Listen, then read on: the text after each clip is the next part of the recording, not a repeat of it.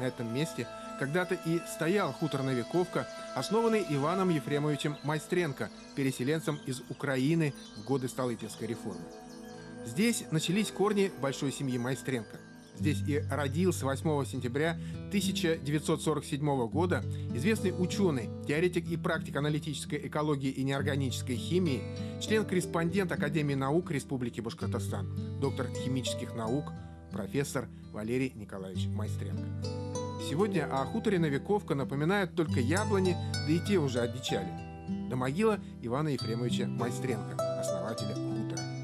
Каждый год летом здесь собираются его родные, внуки, правнуки, чтобы отдать дань уважения одному из основателей знаменитой династии, в которой Валерий Николаевич занимает одно из самых почетных мест. Я маленьким пацаненком убегал с Дарьевки, чтобы прийти сюда.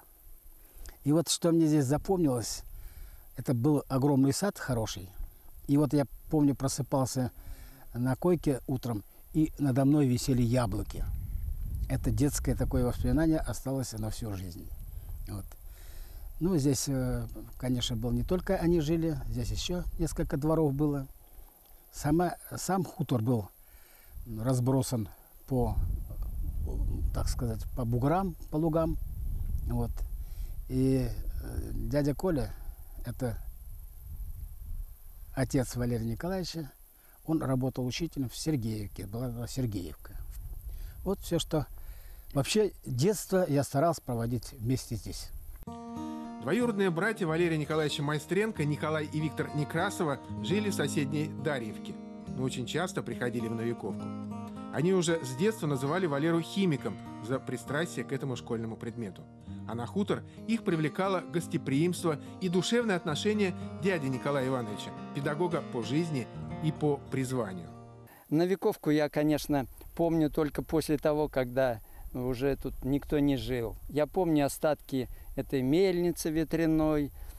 Помню, когда приезжал с дядей Колей, это Валерием Николаевичем отцом, определяли место могилки деда. Вот. Потом мы вот с братом все это, как говорят, возродили, восстановили могилку, да, деда. И сейчас каждую троицу мы собираемся здесь, весь клан Майстренковых, и вспоминаем все доброе, все то, что было у нас в детстве. Вот. И в назидание показываем своим детям, как надо жить в дружбе, согласии всем. Виктор Некрасов сохранил в своей памяти о детстве огромную доброту Николая Майстренко. Наверное, и эти качества отца перенял Валерий Николаевич. Из Новиковки семья Майстренко переехала в село Бекетово. Николай Иванович стал директором местной школы. Виктор Николаевич Майстренко – военный пенсионер, живет между Москвой и селом Новообзаково. А когда выдается случай, заезжает сюда, в Бекетово, в родные места детства. Отца назначили директором школы, она тут у нас была. И мы переехали в конце августа сюда. И это был последний год передшкольный. На следующий год уже Валерий пошел в школу. Я за него хвостиком уцепился, 3 месяца проучился. Потом забросил дело. И вот этот сад, вот эти лиственницы, которые остались с тех пор, им тоже 63 года уже. Школы, естественно, нет. Место все поменялось, но детские картинки пока все остались, и они рисуют это детство. Здесь мы жили, здесь мы, в принципе, становились, из младенчества или очень маленького возраста, перешли в жизнь, когда начали сами себя осознавать.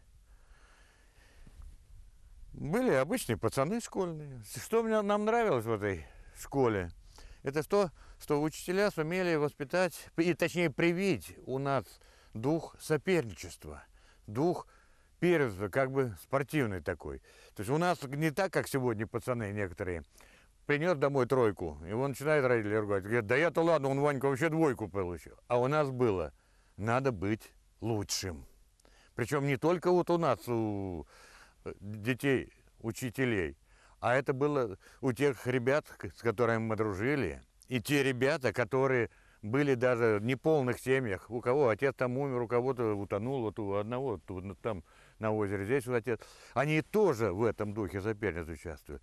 И для нас было как это так, если он получил 5, я получить 4 не могу. И вот у Валеры эта черта привелась. 1975 год. После окончания Башкирского государственного университета Валерий Майстренко заканчивает аспирантуру в Казани.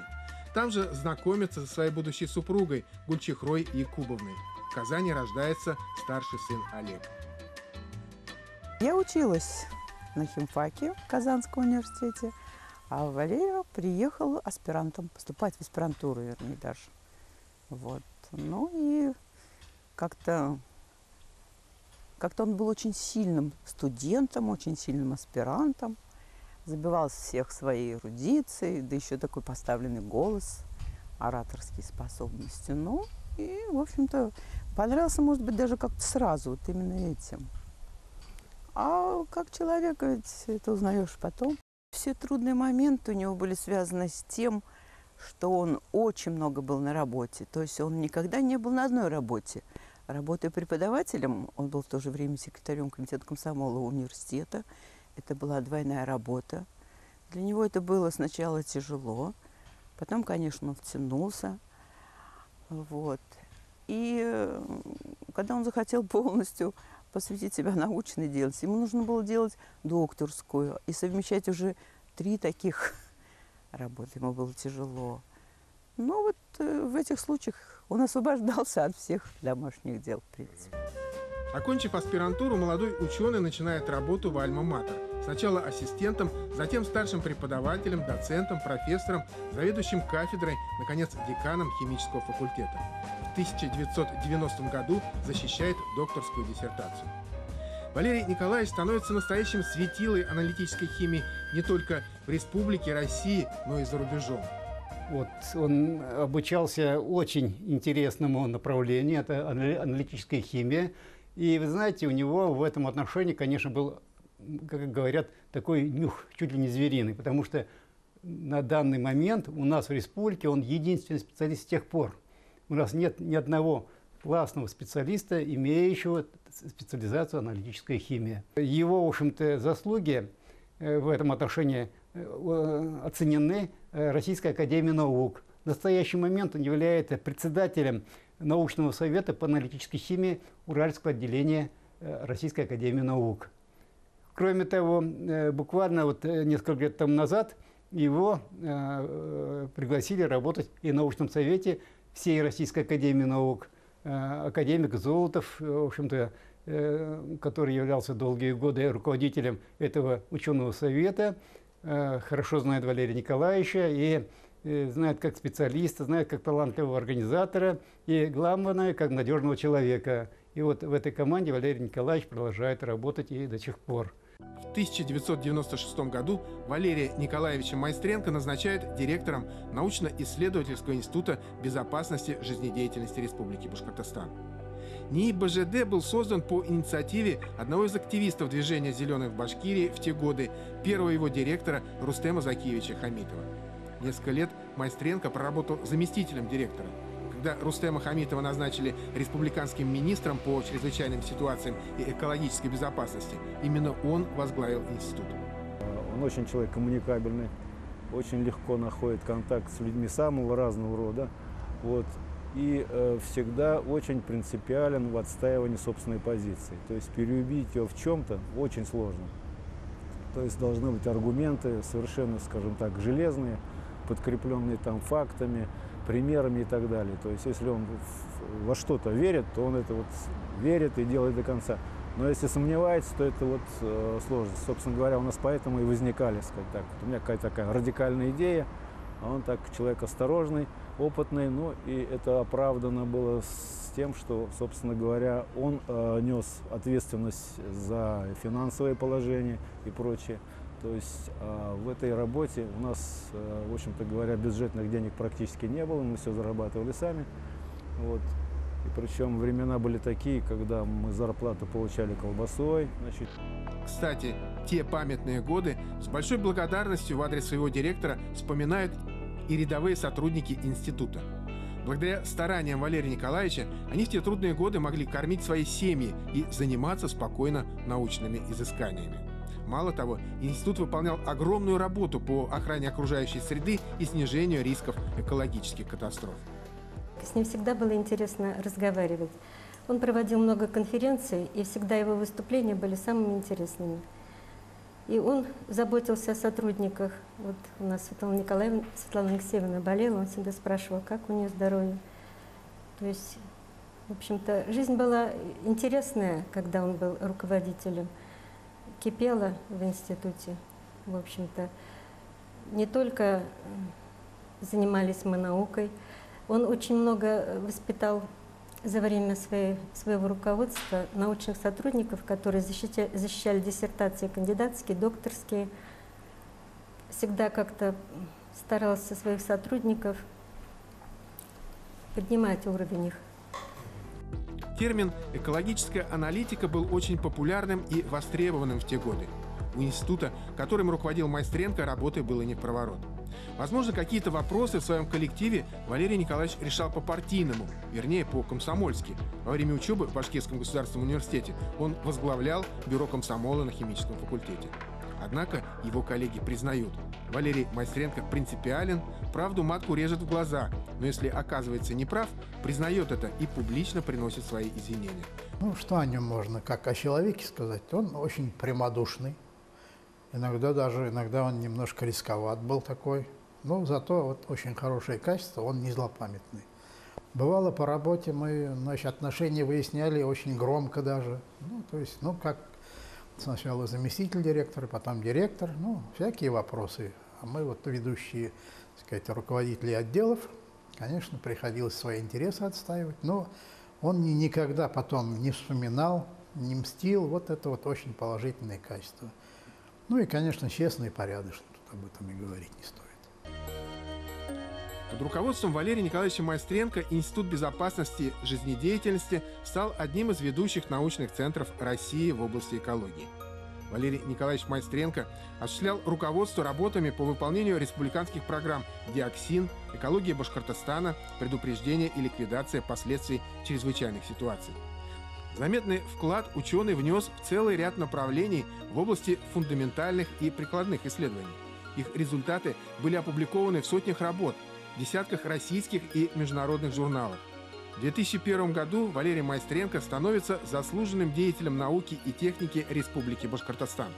Дважды ему присуждается стипендия президента России для ведущих ученых страны. В 2006 году он становится членом-корреспондентом Академии наук Республики Башкортостан. То знание, которым обладает Валерий Николаевич, и те способы использования этих знаний на практике сегодня бесценны. Это сегодня такой материал, который нужен каждому из нас, каждому жителю нашей республики и, конечно же, при организации производственных процессов нашей республики. И поэтому то, что он сегодня делает, и его исследования, они смотрят далеко вперед, и эти исследования, я думаю, что они еще будут востребованы многие годы. Что касается самого человека, я хотел бы назвать несколько таких его качеств, которые сегодня вызывают уважение у всех, в том числе и, прежде всего, коллег. Это высокая требовательность к себе, это мудрость и какая-то вот вытекающая из этой мудрости, я бы сказал, потребность принятия решений с учетом отдаленных последствий, с учетом сиюминутных последствий вот этого решения. Еще раз повторяю, не каждому это удается, и Валерий Николаевич это делает. Что касается направлений будущих его исследований, о которых он неоднократно докладывал перед коллегами, это, конечно же, развитие технологий, которые должны сегодня стать опорой жизни человека, опорой нашей республики. Эти исследования сегодня на самом деле определяют пути развития науки с учетом того, что будет в ближайшие годы, с одной стороны, с другой стороны, с учетом того, что нужно на завтра. В академической среде Валерий Николаевич Майстренко пользуется огромным авторитетом. У него много друзей. Один из них – доктор химических наук, профессор, член-корреспондент Академии наук Фанур Зуфарович Галин. До сих пор он с улыбкой вспоминает свое первое знакомство с коллегой во время своего поступления на первый курс химфака БГУ. Дело в том, что вот буквально на днях исполнилось 52 года, как мы с ним познакомились на крыльце Башкирского госуниверситета. Он успел минут на 15-20 раньше сдать документы, вот, и уже выходил навстречу, как говорится, из корпуса. А я, был первый раз и не знал, куда идти, где находится приемная комиссия. Я посмотрел на него, такой солидный, в общем-то, молодой человек. Я решил, что это преподаватель. Подошел к нему и спросил, где тут принимают документы. А он серьезно ко мне говорит: что, хочешь поступить, что ли? Куда, говорит? Я говорю: на химфак. Откуда? Я говорю: вот из Нуриманского района. Он говорит: не знаю. Говорит: тут у нас почти весь класс из 39-й школы, говорит, поступает. Говорит: ну ладно, говорит, давай я тебя поведу, покажу, где тут документы принимают. И он взял меня, как говорится, сам за руки, отвел, и вот с этого момента мы с ним уже знакомы. Вот в начале это июля было, 65-го года, вот с этих практически мы с ним не разлучались. Особые дружеские отношения связывают Валерия Майстренко с академиком Золотовым, заведующим кафедрой аналитической химии Московского государственного университета имени Ломоносова. Поскольку Валерий Николаевич один из активно работающих специалистов в области аналитической химии, и к тому же он сейчас довольно часто бывает в Москве, поскольку он член экспертного совета по химии Высшей аттестационной комиссии. И когда он бывает на заседаниях этой комиссии, он обязательно заходит сюда к нам, на кафедру аналитической химии МГУ, и мы встречаемся. Ну, а главное, что мы, конечно, встречаемся еще на заседаниях так называемого бюро научного совета по аналитической химии. Это организация общественная, которая объединяет ведущих специалистов в области аналитической химии в стране. И Валерий Николаевич член этого бюро и, соответственно, приезжает на заседание. А я председатель этого совета, поэтому мы имеем площадку, постоянно действующую для этих контактов. С ним очень легко общаться. Он активен, он доброжелателен, он живет делом, живет наукой, которой он занимается, и не только наукой. Я испытываю к нему чувство уважения как к человеку и как специалисту.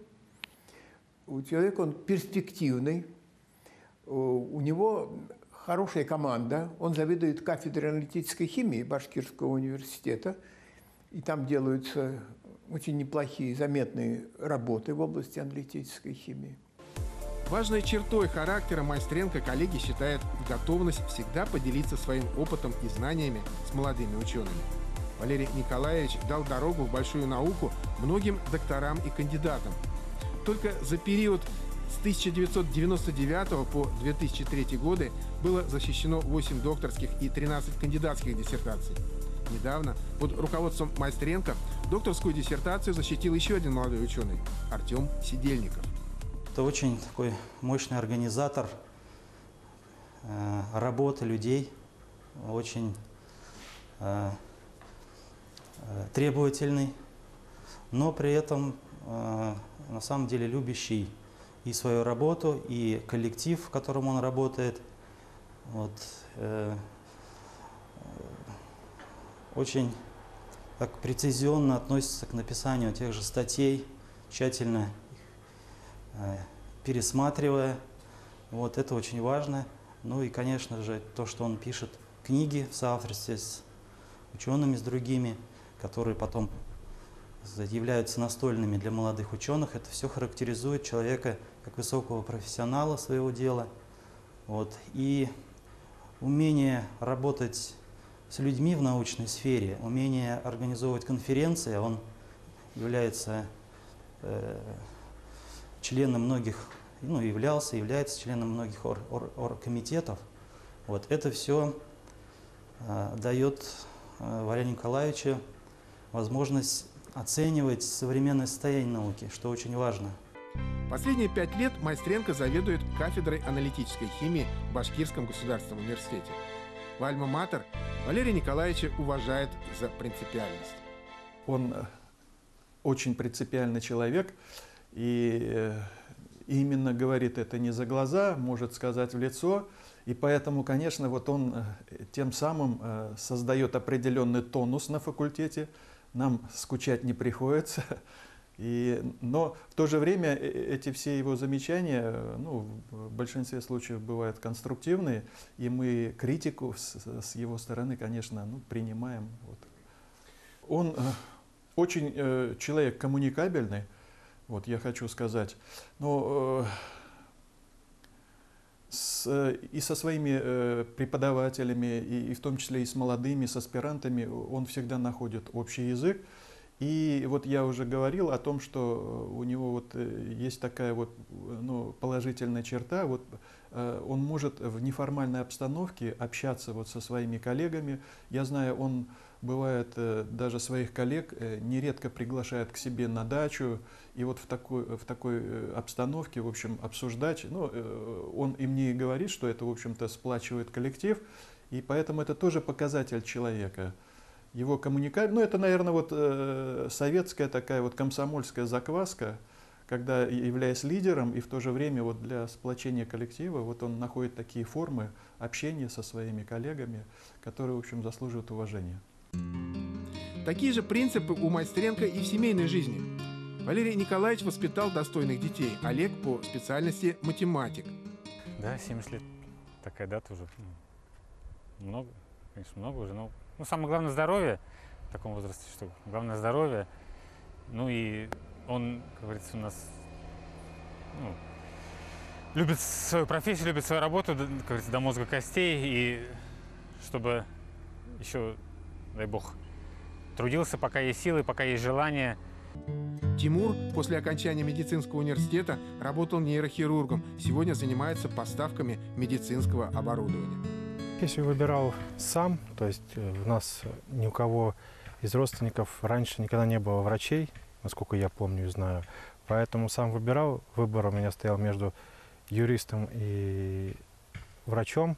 То есть не было почему-то никогда желания у меня стать химиком. Не знаю почему. Вот. Сейчас, наверное, я думаю, что было бы неплохо стать химиком, но раньше, конечно же, выбирал совершенно те специальности, которые мне были по душе. А уже родители делали все, чтобы мое желание, мои мечты сбылись. Хотелось бы почаще видеться, но, к сожалению, моя работа, его работа, она не оставляет дальше достаточно большого времени на встречи. Я хотел бы пожелать, конечно же, прежде всего здоровья, потому что, в принципе, той работой, тем трудолюбием, который он занимался всю свою жизнь, он добился очень многого. И в семейном, материальном, в другом плане, в творческих тоже успехах. И поэтому на сегодняшний день, на мой взгляд, главное здоровье, чтобы как бы начать пожинать те плоды, которые он заработал, и чтобы все это было возможно, нужно, конечно же, здоровье. Также я хотел бы, чтобы поменьше было печали в его жизни. В этом, конечно же, мы попробуем помочь. Как можно больше радости, и я хотел бы, чтобы он побольше отдыхал. Не обижены Богом талантами внуки. Олеся Майстренко закончила с отличием 309-ю гимназию и поступила в Высшую школу экономики в Москве на бюджет. Я всегда любила проводить с ним время, общаться с ним. Он очень умный человек, всегда у него есть какие-то интересные темы для разговора. Мне очень нравится то, что он любит свою работу, целеустремленный человек. Отличные оценки приносит из гимназии другая внучка Дарья. Дедушка в ней души не чает. Впрочем, как не чает души и в своей невестке. Он очень дружелюбный, он очень умный. Он всегда помогает, чтобы он был всегда такой же, как сейчас, никогда не расстраивался и был такой же дружелюбный и всегда помогал всем. Говорят, настоящий мужчина должен посадить дерево, построить дом и вырастить сына. Валерий Николаевич Майстренко посадил целый сад, построил в нем дом, вырастил 2 сыновей. Его любят родные и близкие, уважают коллеги, боготворят ученики. Нет ли счастья в жизни?